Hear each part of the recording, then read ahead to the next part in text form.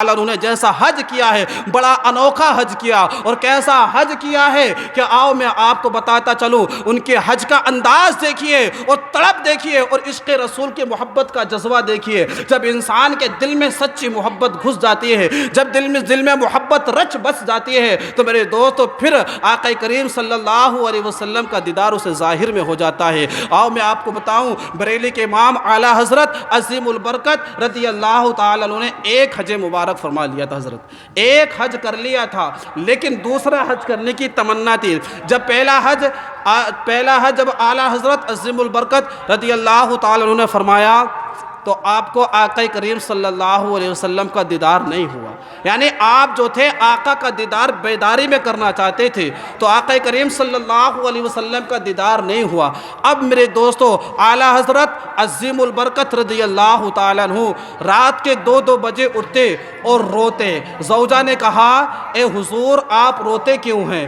آپ اللہ اکبر اتنا کیوں روتے ہیں؟ آپ سو کیوں نہیں جاتے؟ تو اعلیٰ حضرت نے فرمایا، اے حامد کی ماں، مجھے مدینہ بہت یاد آتا ہے۔ میں مدینے کے انداز نہیں بھولتا ہوں، میں مدینے کے در و دیواروں کو نہیں بھولتا ہوں، میں وہاں کی آب و ہوا کو نہیں بھولتا ہوں۔ دل میں تمنا ہے کہ دوبارہ حج کروں اور نبی کا دیدار سامنے سے کروں۔ اللہ اکبر۔ زوجہ نے کہا، بی بی نے کہا، اتنا پیسہ ہے آپ دوبارہ حج پر تشریف لے جائیں، لیکن میرے پیارے انصاف دیکھو اور فرما بردار دیکھو۔ اعلیٰ حضرت عظیم البرکت رضی اللہ تعالیٰ عنہ کے والد کے انتقال کے بعد ساری جائیداد کا مالک اپنی ماں کو بنا دیا تھا، اور ماں جسے حکم دیتی وہی کام ہوتا تھا۔ اللہ اکبر۔ امام احمد رضا فرماتے ہیں کہ اب تیسرے والے بھائی کا حق ہے، تیسرا والا بھائی حج پر جائے گا، اگر اس کے بعد دیکھیں گے اماں نے جسے حکم دیا اس کے بعد دیکھا جائے گا، اگر مقدر میں ہوگا تو جانا نصیب ہوگا تو چلے جائیں گے۔ اللہ اکبر۔ لیکن اب تیسرے والے بھائی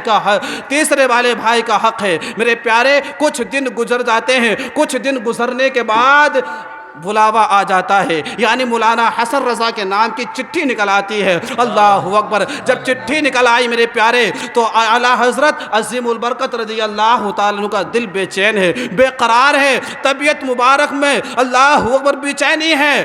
ماں نے حکم دے دیا کہ حج کی تیاریاں کی جائیں۔ اللہ اکبر۔ اعلیٰ حضرت فرماتے ہیں، سوئے طیبہ جانے والوں مجھے چھوڑ کر نہ جانا۔ اللہ اکبر۔ ادھر ماں نے حکم دے دیا ہے، ادھر تیاریاں ہو رہی ہیں، ساری تیاری ہو گئی قافلے کے جانے کے لیے۔ اماں نے کہا کہ بیٹا جاؤ، مولانا حسن کو چھوڑ آؤ، حسن رضا کو جہاز میں بٹھا لاؤ۔ اللہ اکبر۔ امام احمد رضا فاضل بریلوی رضی اللہ تعالیٰ عنہ جب گھر سے تشریف لے کر جاتے ہیں، جب اپنے بھائی کو چھوڑنے کے لیے جاتے ہیں، اللہ اکبر، تو میرے دوستو اتنا روتے ہیں اور یہ کہتے ہیں، اور لوگ بیان فرماتے ہیں کہ اتنا مدینے جانے والے نہیں رو رہے تھے جتنا کہ بریلی کے امام رو رہے تھے، اور یہ کہہ رہے تھے کہ میرے محبوب سے میرا سلام کہنا، اور یہ کہنا کہ تمہارا غلام بڑا تڑپتا ہے، تمہارا عاشق بڑا تڑپتا ہے۔ اللہ اکبر۔ میرے دوستو کسی نے کہا تھا، بڑی امید ہے کہ سرکار قدموں میں بلائیں گے، بڑی امید ہے کہ سرکار قدموں میں بلائیں گے،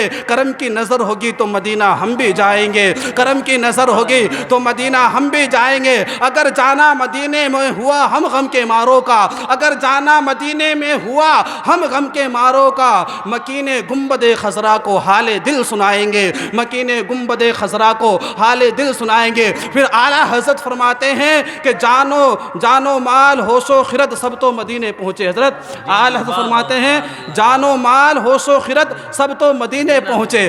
فرماتے ہیں کہ میری جان بھی وہی ہے، میرا ہوش بھی وہی ہے، اور خرد کہتے ہیں عقل کو۔ اعلیٰ حضرت فرماتے ہیں کہ میری عقل بھی وہی ہے۔ فرماتے ہیں جان و مال ہوش و خرد سب تو مدینہ پہنچے، تم نہیں چلتے رضا تو سارا سامان گیا، تم نہیں چلتے رضا تو سارا سامان گیا۔ اب اسی میں کسی نے کہا، اعلیٰ حضرت سے فرمایا، اے بریلی کے امام آپ نے بے شمار نعتیں لکھی ہیں، آپ نے بے شمار کلام لکھے ہیں، لیکن آپ نے کوئی اللہ کی حمد نہیں لکھی ہے۔ اللہ اکبر۔ دیکھو حمد کا انداز دیکھو، ابھی مدینہ تشریف نہیں لے کر جا رہے ہیں، حمد کتنی پیاری کر رہے ہیں۔ اگر انسان حمد کرتا ہے تو اللہ کی حمد کرتا ہے، لیکن میرے پیارے پیارے اعلیٰ حضرت آقا کریم صلی اللہ علیہ وسلم کو تصور میں رکھ کر اور حمد بیان فرماتے ہیں، کہتے ہیں وہی رب ہے جس نے تجھ کو ہمتن کرم بنایا، وہی رب ہے جس نے تجھ کو ہمتن کرم بنایا، ہمیں بھیک مانگنے کو تیرا آستہ بتایا، تجھے حمد ہے خدایا، تجھے حمد ہے خدایا۔ اور بیان فرماتے ہیں، ارے اے خدا کے بندو میرے دل کو ڈھونڈو، ارے اے خدا کے بندو میرے دل کو ڈھونڈو، ابھی تھا میرے پاس اب نہ جانے کہاں کھو گیا، ابھی تھا میرے پاس نہ جانے اب کہاں کھو گیا۔ تو پھر خود جواب دیتے ہیں، اے رضا تیرے دل کا پتہ چلا بمشکل، اے رضا تیرے دل کا پتہ چلا بمشکل، در روزہ کے مقابل وہ جو نظر تو آیا، یہ نہ پوچھ کیسا پایا، تجھے حمد ہے خدایا، تجھے حمد ہے خدایا۔ ماشاءاللہ اعلیٰ حضرت عظیم البرکت رضی اللہ تعالیٰ عنہ آقا کریم صلی اللہ علیہ وسلم کی قصیدے پڑھ رہے ہیں، اللہ اکبر۔ تو جو لوگ کشتی کے اندر سوار تھے ان لوگوں نے کہا کہ حضور ہمیں آپ کے بغیر جانا نہیں ہے، ہم مدینہ آپ کے بغیر نہیں جائیں گے۔ تو اعلیٰ حضرت فرماتے ہیں، آپ کو میرے بغیر نہیں جانا، میں اماں کی اجازت کے بغیر نہیں جاؤں گا، جب تک کہ ماں سے اجازت نہیں لے لوں گا اس وقت تک میں مدینہ نہیں جاؤں گا، اللہ اکبر۔ اعلیٰ حضرت اپنے گھر پر آتے ہیں اور آنے کے بعد ماں کو سلام کرتے ہیں اور ہاتھ باندھ کے کھڑے ہو جاتے ہیں، اللہ اکبر۔ آنکھوں سے آنسو نکلنا شروع ہو جاتے ہیں۔ ماں نے پوچھا،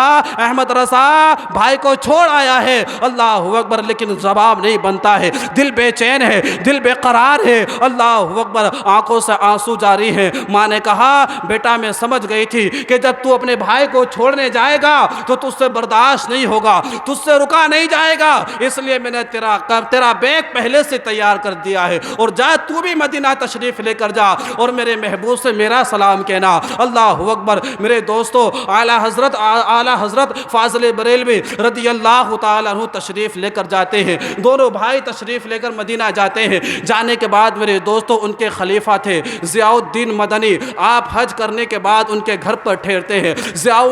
مولانا ضیاء الدین مدنی بیان فرماتے ہیں کہ اعلیٰ حضرت کا یہ حال تھا، بریلی کے امام کا یہ حال تھا کہ پورا دن روتے اور پورا دن آنکھوں سے آنسو جاری رہتے۔ میں نے کہا، حضور اتنا کیوں روتے ہو، اتنا کیوں تڑپتے ہو، اللہ اکبر۔ میرے دوستو، تو بریلی کے امام نے کہا کہ میں ہند سے چل کر عرب کی سرزمین پر آیا ہوں اور محبوب یہاں بھی جلووں میں ہے، اللہ اکبر۔ پھر اعلیٰ حضرت بیان فرماتے ہیں، کہتے ہیں، اٹھا دو پردہ دکھا دو چہرہ، اٹھا دو پردہ دکھا دو چہرہ، کہ نور باری حجاب میں ہے اور زمانہ تاریک ہو رہا ہے، مہر کب سے نقاب میں ہے۔ کہتے ہیں، یا رسول اللہ یہ جتنی تاریکی ہے آپ کے نقاب میں ہونے کی وجہ سے ہے، یہ تمہارا عاشق، یہ تمہارا غلام مدینے سے چل کر ہندوستان کی سرزمین سے چل کر آیا ہے، آپ اس کو بیداری کی حالت میں دیدار کرا دیجئے، اللہ اکبر۔ مولانا ضیاء الدین فرماتے ہیں کہ اعلیٰ حضرت نے تہجد کی نماز پڑھی،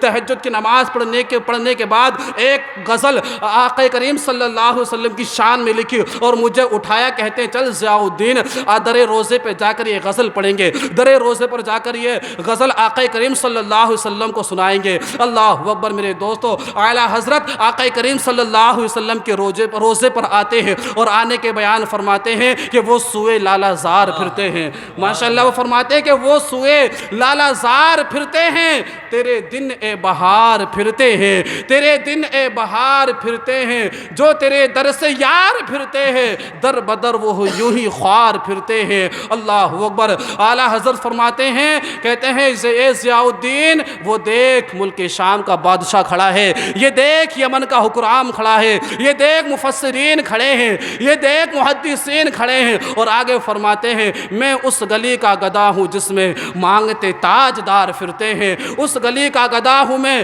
جس میں مانگتے تاجدار پھرتے ہیں۔ کہتے ہیں، اے ضیاء الدین میں دیکھ میرا دعویٰ تو دیکھ، اللہ اکبر۔ میں نے آقا کریم صلی اللہ علیہ وسلم سے کیا گزارش کی ہے، میں نے محبوب سے، اللہ اکبر، بیداری میں دیکھنے کا دیدار کی آرزو کی ہے۔ فرماتے ہیں کہ تیری آنکھوں کا وضو ہے، ارے تو آقا کو دیکھنا چاہتا ہے، تیری اوقات کیا ہے، وہ دیکھ ملک کا، وہ ملک شام کا بادشاہ کھڑا ہے، وہ یمن کا بادشاہ کھڑا ہے، تجھ سے بڑے بڑے مفسرین کھڑے ہیں، وہ یہ آرزو نہیں کر رہے ہیں، لیکن تو یہ آرزو کرتا ہے، نبی کونین صلی اللہ علیہ وسلم کو بیداری میں دیکھنا چاہتا ہے، اللہ اکبر۔ پھر دوبارہ پڑھتے ہیں، پھر کہتے ہیں، وہ سوئے لالا زار پھرتے ہیں، تیرے دن اے بہار پھرتے ہیں، جو تیرے در سے یار پھرتے ہیں، در بدر وہ یوں ہی خوار پھرتے ہیں، اس گلی کا گدا ہوں میں جس میں مانگتے تاجدار پھرتے ہیں۔ جب مکتے کا شعر پڑھتے ہیں تو کہتے ہیں کہ کوئی کیوں پوچھے تیری بات رضا، کوئی کیوں پوچھے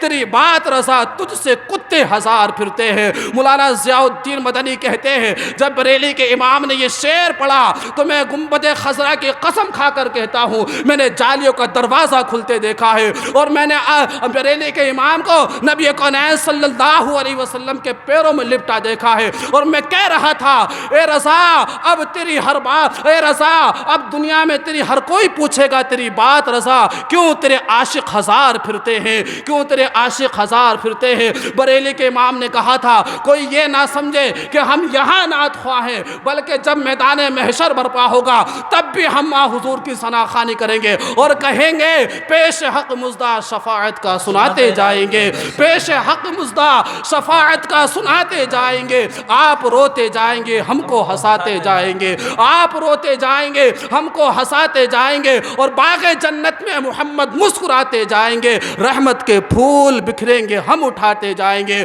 اور فرماتے ہیں کہ خلد میں ہمارا داخلہ ہوگا اس شان سے یا رسول اللہ کا نعرہ لگاتے جائیں گے۔ ماشاءاللہ، یہ عشق ہے اعلیٰ حضرت کا۔ نعرہ تکبیر۔ ارے زندہ لوگ بیٹھے ہو، زندہ دلی کے ساتھ نعرے کا جواب دو تاکہ یہ جگہ گواہ ہو جائے، یہ گھر گواہ ہو جائے، اور اس گھر سے آواز باہر تک چلی جائے۔ پھر پڑھ رہا ہوں، بولیے تڑپ کر، نعرہ تکبیر، نعرہ رسالت، نعرہ غوث، حاجی صاحب، حجن صاحبہ۔ ماشاءاللہ حضرات، یہ تھا اعلیٰ حضرت کا عشق۔ جب انسان کے دل میں عشق ہو اور نبی سے ملنے کی تڑپ ہو تو یقیناً میرے آقا اسے اپنا دیدار ضرور کراتے ہیں۔ حاجی تو بہت جاتے ہیں، لیکن جیسا حج اعلیٰ حضرت عظیم البرکت رضی اللہ تعالیٰ عنہ نے کیا وہ انوکھا حج تھا، اور آج تک میرے دوستو جب سے میرے امام نے حج کیا ہے قیامت تک دنیا ان کا قصیدہ پڑھتی رہے گی۔ میرے پیارے، حج جب انسان اللہ تبارک و تعالیٰ کے گھر کا دیدار کر لیتا ہے اور گنبد خضرا کا دیدار کر لیتا ہے، اس کی شان کے بارے میں آتا ہے۔ اللہ کے پیغمبر سرور کائنات صلی اللہ علیہ وسلم نے ارشاد فرمایا اگر انسان حج کر لے اور حج کرنے کے بعد اس پر وہ عمل کر لے اور دنیا سے اس حال میں چلا گیا کہ اس نے اس حج پر عمل کیا اور اپنے حج کو سنبھال کر رکھا، تو آقا کریم صلی اللہ علیہ وسلم ارشاد فرماتے ہیں وہ 10 ایسے لوگوں کی شفاعت فرمائے گا جن پر جہنم واجب ہو چکی ہوگی۔ سبحان اللہ، قربان جاؤ، ایسے 10 جہنمیوں کو جہنم سے نکلوا دے گا کہ جن پر اللہ تبارک و تعالیٰ نے جہنم واجب کر دی ہوگی، جن کا جنت میں جانے کا کوئی ٹھکانہ نہیں ہوگا، لیکن حاجی کی سفارش سے، حاجی کی شفاعت سے اللہ رب العزت ان کو جہنم سے نکال کے جنت میں ڈال دے گا۔